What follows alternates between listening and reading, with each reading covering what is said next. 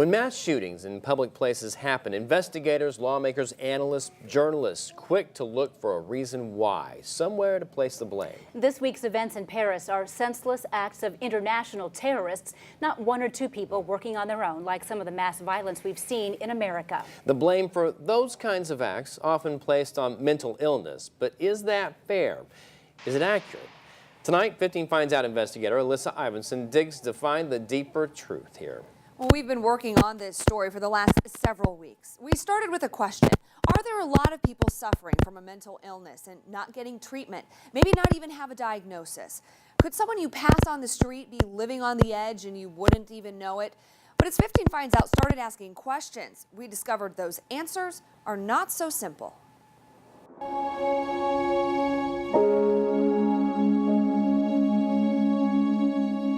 They're shocking. Tragic. When public displays of violence happen, they grip the nation. Everyone wants to find a way to prevent another one from happening. Many times, blame for the shooting is put on mental illness. Reports suggest that in the mass shooting since 1970, around 60% of the perpetrators showed symptoms of depression, delusions, and paranoia. Could there be people who could be walking down the street next to you ready to commit a violent act and we don't know it? We probably have always had that situation. Are they mentally ill? No. In fact, 15 Finds Out discovered from source after source linking mental illness as a root cause of mass shootings is oversimplifying it and can be misleading. What we don't want to start to say is that those with mental illness are then more likely to commit violent acts. In fact, that's not the case. A 2001 study of 34 adolescent mass murderers found most were described as loners and abused drugs or alcohol. Half were bullied and fantasized about violence.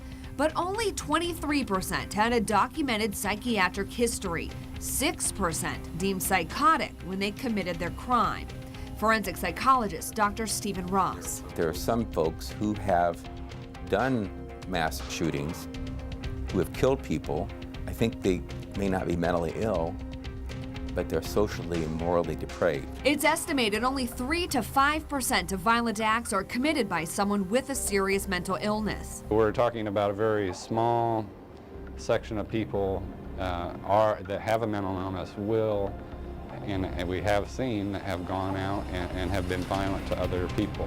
If you have a serious mental illness, you're most likely to hurt yourself and not another person. Nationally, there are around 15,000 homicides a year, less than half of the 35,000 suicides. In Allen County, so far this year, there have been 28 homicides and 36 suicides. Research shows 90% of people who commit suicide had a mental illness. People do get better, but there needs to be help. Getting that help sometimes is a challenge. Through the course of our investigation, 15 Finds Out discovered while a vast majority of people with a serious mental illness, like schizophrenia or bipolar disorder, do find their way to treatment, in some cases, it takes up to a decade to get there. I'll have people come in when they're 16 years old, and this problem's been going on for 10 years, and nothing was done about it. Is the healthcare system working? There are opportunities for people to get help. It is sometimes fragmented. I think part of that has to do with the fact that we don't have enough resources.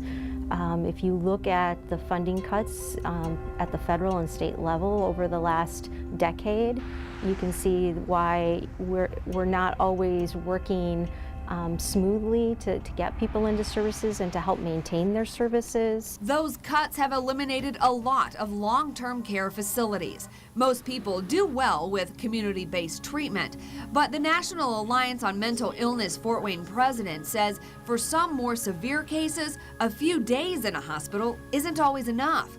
But sometimes just getting in the door for treatment is the biggest hurdle. There's people who are concerned about the safety of someone in the community, and there's not an easy way to get them treatment. We have a number of system problems and challenges that are not really helping families in people with a mental illness.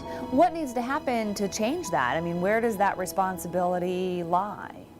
From the top down, from the government, a challenge is all of these different pieces and parts within the healthcare. So you have your psychiatrist, that's just one thing. You've got a hospital, that's a different thing, and pharmacy is a different thing. How do we help people get treatment that's accessible, affordable, and acceptable?